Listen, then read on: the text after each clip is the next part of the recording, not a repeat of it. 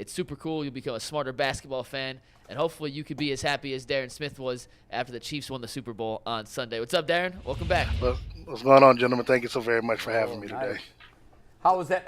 Take us through Sunday, the celebration, everything. Were you standing anywhere near the commissioner when he hugged Chris Jones? Because that's quite the controversy today. No, actually, what's interesting is, so I was in the working press, but of course, being radio, you don't technically have field access immediately following the game. Well, somehow, somewhere, I got swarmed into, everybody moving onto the field. So, I hit the live button. I'm going on the field, bringing people in. And one of the Chiefs people were like, Darren, you're not supposed to be down there. I was like, they moved me down there. You're not supposed to be down there. I'm like, well, I ain't going nowhere. That's a better move right there. I don't know how I got here, but I'm not leaving. Right. So, but no, I did not see that. I did see highlights of it, and I guess the comments that he made to Chris Jones probably going viral about him, not caring, how he hits a quarterback. I'm like, damn, you really gonna put that on the record? So I couldn't believe he said that. I really couldn't, because it was a moment of weakness out of the commissioner. But there's going to be some fallout from that, I would think. I don't care how you hit the quarterback. Not from Chiefs Kingdom. They're perfectly fine. Sure they are. The other 31 aren't. No, I agree with you there. Do we have Darren's suit lineup? Oh, my goodness. Yeah. We have Darren's suit lineup? Darren, I'm not sure if this is Monday through Friday, but this is, let's say tag board 1 here, and you can walk us through each suit, Darren. Sure. This is you with Steve Largent. Oh, fresh. That was Thursday. You want to give us a little? That was Thursday. Style update? No, I mean, did you go with? I see you got the little Drake chain on right there. You got the little Drake joint. You know what I'm saying, like the 12-centimeter joint. How did you go with the OVO neck? You know what I'm saying, the neck warmer plus the chain. I like that. Well, here's the crazy thing. So Tuesday night is the media night that they have us, that they have for the media to go out and celebrate and, just network and stuff. So it was cold at night.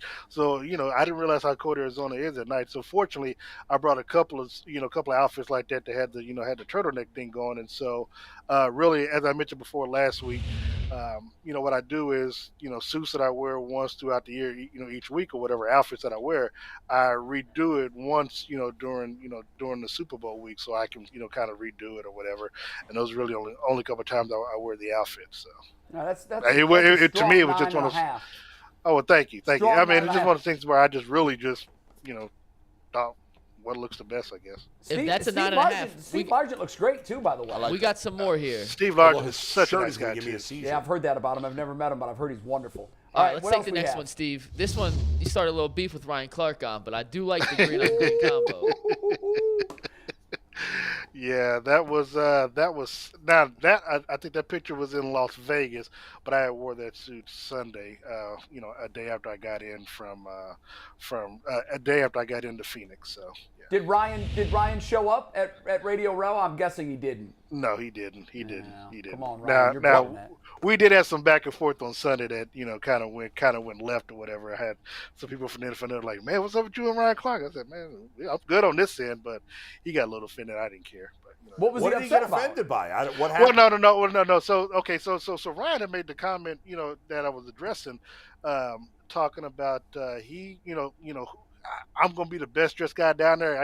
You got my 4 suits lined out. Oh, That's what I was like. All right, I was like, okay, well, we'll see. Just come on Radio Row, then we'll have a little dress off or whatever this week. And so knowing Sunday, my Super Bowl suit, I was like, all right. So I tagged him. I said, hey, I got, I said, shout out to my tailor, got me, game day fit, got me game day ready. Ryan Clark, I'm going to be the best dressed media person, And so his retort was, oh, bro, I don't know what did you got against me. I'm the only one that you refer to. I'm like, well, you're the only one that was talking that talk. I mean, everybody else. Why would you get offended by that? I don't know. Look, it's a friendly thing, you know what I'm saying? And like Jared Bell Saturday night, the NABJ were kind of meeting. He's introducing me to everybody like, hey, this is the best dressed guy in sports media between he and Steve Weiss of the NFL Network. This is Darren Smith. And I was like, well, damn, okay, that's high praise because, Steve was giving me my credit as well. So, I mean. Yeah. Come on, man. You can't get it. Just take it around with it. Come on, Ryan Clark. You can't get emotional, bro. We don't get emotional out here. It's friendly competition. You ask for the smoke. My man Darren can't say so, but I can. I'm a nobody. I'm on the Ultimate Cleveland Sports Show. You got that smoke? Come on now. We got 3 more suits to run through, Darren. This is the one you wore last Tuesday on the show. That it's still was fresh. Still my favorite of the week, and it looks even better in 4K in a picture. So that one's fire. Listen, I don't like the fact that you out here doing prom pictures now, bro. Damn. Men's Warehouse. G. Bush means something. Hold on. First of all, I can't allow you to give Men's Warehouse credit because it's not. It's Todd's Clothing and the Taylor Suits out of Kansas City. Men's Warehouse wishes they had that kind of taste. Exactly. Wait, whose wife is that? No. That's Clark's son's daughter. Clark Hunt's daughter. She's the one that posts all the bikini pictures on Instagram. Right. Oh, man. I just heard from friends. Not that I know. Trust me, I got in trouble with the sisters, but Rihanna wasn't available. Allegedly. Hey, how about our boy Michael Strahan fanning out over Rihanna at the Super Bowl halftime show? I mean, who wouldn't be? I fanned out in front of her when she met with the media. I was like, okay, I can see what the fuss is. I said she's also worth $1.4 billion.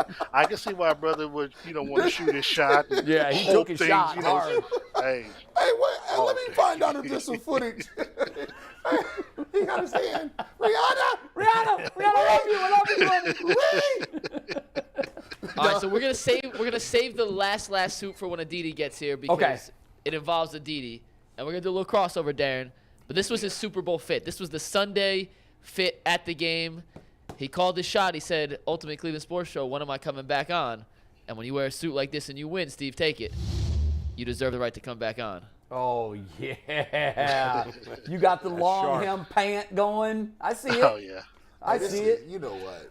I don't do. He's my friend. I like to call him a colleague. He's a big homie, but I be jealous a little bit. Like, I got a hoodie on. You know what? Somebody better give me a deal. I'm going to start, listen, I'm going to start doing game days here in Cleveland. Ultimate Cleveland Sports Show on Friday. G. Bush going to come in suits. Stop playing around with me. I'm going to mess the whole decor up. Nigga, Bull going to be like, listen, I thought we talked about this. Well, Darren, see, now that's your calling card, bro. So you've got to do that every time now, right?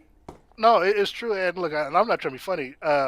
When I started covering back the Chiefs again, I was wearing polos trying to build my brand up, with the name of my show, The Ship, or whatever, Darren Smith. And so it was, I think, Bob Kendrick, the Negro League executive director here in Kansas City, introduced me to a guy over at Michael's. The name of the men's store is Michael's. And he used to style Ric Flair and a few other people that came through this. So the guy gave me a suit. The Chiefs, the year they won the Super Bowl, I think Game 3, we were in Detroit. And so I'm down on the field doing my pregame show with my co-host, and a guy that's in his Facebook sports group was like, hey, I'm a part of this group with you. He said, man, I have my own style. I got my own clothing store. I like to style you. His name is Todd White. So I go there, following the game, and he takes my measurements and, come back on Friday, gives me a suit. So I'm like, okay, what do I do when I return? It's yours. Like, huh? He said, yeah, it's yours. He said, I want to sell you every week. I'm like, keep them. I was like, oh, okay. Oh, well, that hits a little differently now. A little sponsorship hits a little differently. So between $600 to $1,000 a week. Yeah, $600 to $1,000 a week for a suit. Yeah. And I ain't got to pay for it. Oh, man, I'm good. And this is, 4 years strong now? So, like I said, I got suits just sitting all on this couch over here. I got to try to find hangers for. Darren, I bet it's been mutually rewarding for him too, because he's getting a lot of free run out of this. Well, he does suit some of the Chiefs players. I know going into the Super Bowl, he had a suit for Eric Bieniemy, Greg Lewis, and a few other players on the team as well. So they know. I mean, they know who I rep and everything. And so people come in and talk about it all the time, and online everybody compliments and stuff like that. So yeah, I'm a free walking billboard. Me too. Well, for the record, if anyone wants to sponsor me and G. Bush or anyone else in the show, we will wear free swag. You should have a McDonald's NIL. I should have McDonald's NIL. Darren, I do have a question we have to ask. We almost got into this last time you were on. We had to run. The Browns need a receiver, whether via the draft or free agency. Yeah. What are your thoughts on Mecole Hardman here? I think the way it's looking for Kansas City, you got Skyy Moore. I think John Russell used to play with the Bengals is on a futures deal, and of course, so the Chiefs also got the kid that they signed as a rookie free agent out of Clemson. So they're going to be loaded at wide receiver, and so I could see a scenario where yes, you would give Mecole Hardman. And I think he will work well. Somebody could take somebody off the top, but I also think because I do follow Cleveland because of DeShaun Watson being there because of G. Bush over there, that if somehow you can get DeAndre Hopkins out there, I mean, look, relationships matter, and he's someone as a wide receiver that has a good relationship with Deshaun Watson, that I think you put him alongside Amari Cooper, and maybe you get Mecole Hardman as well. I think offensively, you all would be second to none. Yeah, second to the Chiefs. But Darren, Mecole Hardman is at best the third receiver, right? Like he ain't solving your starting receiver problem. No. I agree with you 1,000%. But I'm saying, but it gives you an additional. See what you want. You want options. Mahomes has options, and so I'm saying that's what he gives you. I'm not saying he's going to be your number one. He's going to be your Tyreek, but you do it. You still have to respect his speed and what he can do for you. Well, that's the key. You need different kinds of receivers. Of course. So you've got Amari as the route runner. You need a guy that's going to stretch defenses, and Hardman could be that guy. Mecole Hardman, what's he had? 300 yards at most in a season playing with the best quarterback in football? Because there's so many other options in that offense. Are there? They're not. Chiefs have a little bit more than that. Tyreek Hill. Well, Hill. I mean, Kelsey's nothing to shake a stick at.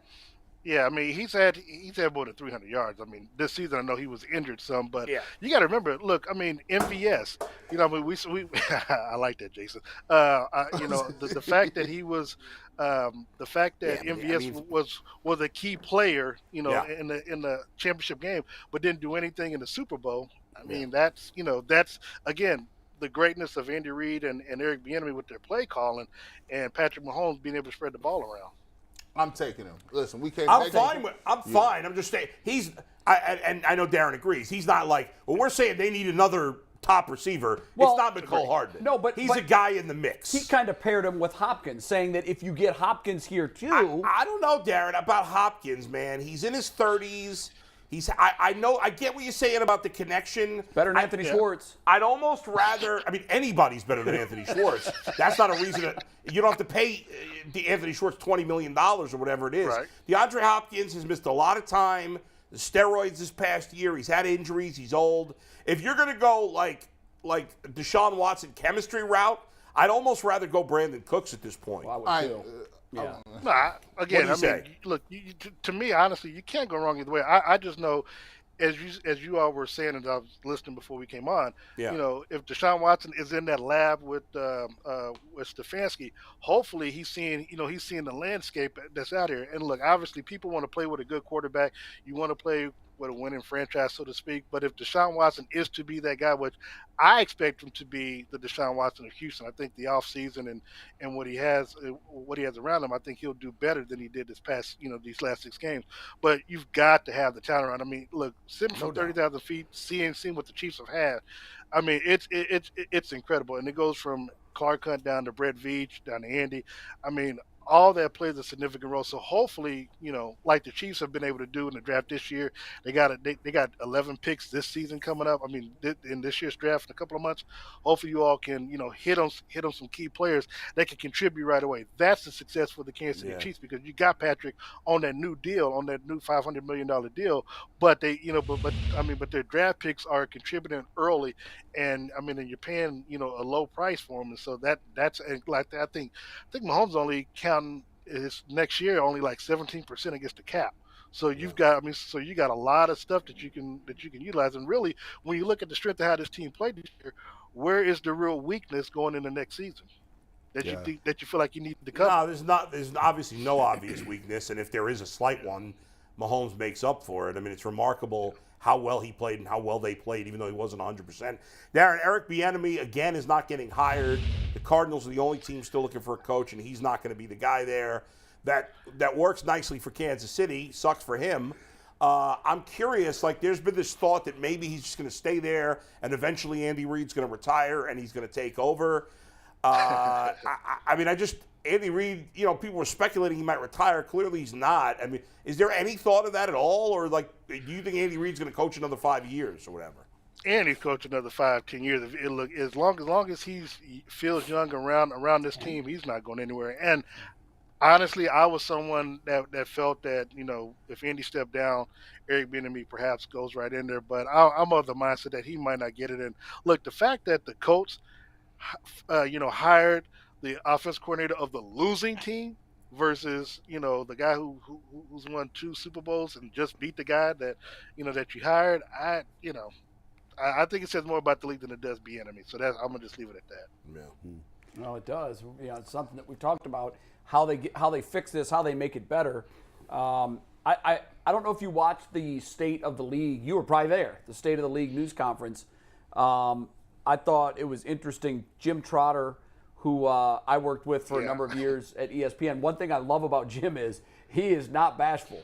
I mean, he's got the logo on his paycheck, and he kind of went after the commissioner during that news conference on a couple different areas, not just the coaching and the GM side, but also on the media side. He brought up the point, I wasn't aware of this, there isn't a single African-American on the news desk at the NFL Network. And I did not know that. And the commissioner kind of blew him off and said, well, because Jim said, I asked you this question last year and you said you're going to do better and there's been no progress. And he said, well, I don't really keep track of the media side, which is garbage. He does. But I'm going to look into it and I'll get back to you. I love Jim coming after him with both barrels in that case. And it's kind of a risky move because that's his boss at the end of the day. Jay, I'm going to tell you something. I interviewed Jim. I mean, Jim came over because we're friends. He came over and spoke to me on radio, and I thought I might have had it on my Twitter page, but I may have to send it to Mikey so you can take a look. But I asked him that exact question. That's exactly how we started off with, because a lot of people be like, "Man, you're risking your job." He doesn't care. And so He'll get another one. those questions have great. to be he's great. Yeah, I mean those questions. Like I got a chance as a commissioner about Bieniemy and the lack of hiring of minorities 2 years ago during the COVID era, when we had when we were in Tampa. So I got a chance to ask him that question, and we see, we're still in the situation now. Because look, nobody's talking about the fact that Kellen Moore got fired, let go from Dallas and got hired the very next day with the Los Angeles Chargers. Now, damn the Rooney Rule, but those are little things like that right. That's crazy. Doesn't get picked up about. So Jim's a great guy. I mean, and he's, and if you find it, because I know somebody posted it when he talked about how he asked that question last year, somebody had the press conference from last year in Los Angeles and replayed that exact question and then morphed back over into his question to the commissioner on last week. And so, the more things change, the more they say the same. And unfortunately, things are the same there. And look, he's upset about it because, he says, I guess he asked the questions that a lot of people want to ask, but, like he said, Bill's got to be paid. And the commissioner, Bill's got to be paid. Darren, let's face it, sorry to cut you off. The commissioner and the league don't care. They don't care. They create the Rooney Rule and they talk about it to pretend they care. They don't really care. I'm not saying they're all outright racists. I'm not saying that, but they don't really care. They don't. It's obvious because more could be done and they're not interested in it. No, I agree. I'm getting arguments from you on that because I feel the same way. The only thing that's going to make a change is to have diversity in ownership. That's the only way to think, but you also have to have owners that feel like, look, for whatever good, bad, or different about Clark Hunt, he's hired a couple of African American head coaches, and he gave our guy from New England that was a Houston Texan. Come on, help me out, guy, with the names. The defensive coordinator. The defensive coordinator. D'Amico Ryan. I know he. No. He was a DC in New England during Tom Brady's first 3 championships, and then got a head coach. He was the head coach of Cleveland. Romeo Crennel. Yeah. So I'm saying he gave Romeo Crennel. He gave Herm Edwards a job. So I mean, I can't. So I know that he's willing to give. I know our particular owner is willing to give minorities a chance to be a head coach because he's done it before. So. But again, if I'm Andy Reid, as long as you got Patrick Mahomes, ego is involved. Yeah. You didn't get a chance to complete the mission in Tampa 2 years ago to run it back. Now you're going to try to run it back and try to win a Super Bowl in Las Vegas. But hell, let's say they do that. Andy Reid's going to want to be the first coach to win 3 in a row in the Super Bowl era. Why would you leave? You got Patrick Mahomes. I mean, as long as you got Patrick Mahomes, you got a chance to keep winning. Why leave? Yeah, fair point. I like exactly what you said. Let's bring it. Aditi ran into Aditi. You guys got together at It's Radio Row there, right? Aditi, did you guys know We each other totally before that? met. Did you, I mean, not get No, together. we've never met before. Okay. And you know what's so funny about this is that Darren actually said, "Are you Aditi?" He said, "Wait a minute, excuse me. I guess we don't look the same in person. I don't know. Well, don't I look the same in person?" No. Well, here's the thing, because I'm ready to leave for the day after being on Radio Row, and I just hear a name at the blue, like Aditi. I'm like, hold on, wait a second, I know that name. I'm like, and so I look at, I was like, and I asked her, I said, "Are you Aditi?" She said, "Yeah." I said, "Ultimately Force, right?" She said, "Yeah." I said, "Hey, you were just on it yesterday." So what are you doing here? I said, "I was just on it 2 days ago." I'm Darren Smith. Nice to meet you. I'm like, I'm a big fan of your work. So that's how. Guys, that's how big time. That's how big time you are. He didn't say, "Hey, are you Aditi from the Wall Street Journal? Hey, are you Aditi from CBS? Hey, are you Aditi from the NFL Network?" He said, "Are you Aditi from the Ultimate Cleveland Sports Show?" Yeah, baby. That's See, that I told him, I said, I am a paid subscriber. Even my sister was like, "Hold on, you pay for their content?" I said, "Yes." She said, "Why?" I said, "Because they do good work." I'm like, why not? So we appreciate that. That's awesome. Well, that's true. Very, very, very true. What did you think, Aditi? What did you think of his suit that day? What would you grade his suit? Oh Lord. Oh my gosh, I don't even remember. Throw me the picture again, please. Oh, sweet. And look at that tie. You know what? All I noticed that day was the smile. Like, it was just such a big smile. I never got anywhere further than the smile. And Darren, I'm sorry if that was like a custom, highly expensive suit and I was supposed to notice it in the moment. Oh, it's quite all right. Hey, no, listen, if Aditi notices your smile, nothing else matters. That is the most important thing. Thank you. Sure. Absolutely. Very kind. Thank you. Yeah. No, like I said, big fan of her, good. big fan of you all. I mean, I love the show. Literally, when I get through with this interview, I'm going right back to watching the rest of the show. So. All right. Well, we love to hear that, Darren. Thanks. Great catching up with So you. I guess we can't talk about it. Thank you so much. Is that how that goes? Like, I can't tell you the truth of what I thought of our meeting? He's like, I gotta go. Yeah. No. Well, tell us. Yeah, tell us. I mean, go ahead, Aditi. I'm just teasing. I'm joking, guys. We will keep you on. Don't play with us. The tape's always rolling. We need all the kind of clicks. And I'll buffer between you and Ryan Clark. I'm gonna send him a text and let him know that don't start throwing shade at my man Darren. I'll fix it. And here's the thing: I sent Ryan a picture on Twitter, of course, but he doesn't have an inbox. But I did send a picture there. When I met him, it was my first time on Radio Row in Houston. We were media night, so yeah, that was where I met Simone Biles and everything. And me and Ryan just took a picture. I mean, he don't know me from the man in the moon, but yeah, he's a great guy. It's all love. I'm sure there's nothing personal. All right, Darren, thanks, man. We appreciate it. Thank you so very much. Thanks, Darren. Pleasure meeting you again, Aditi.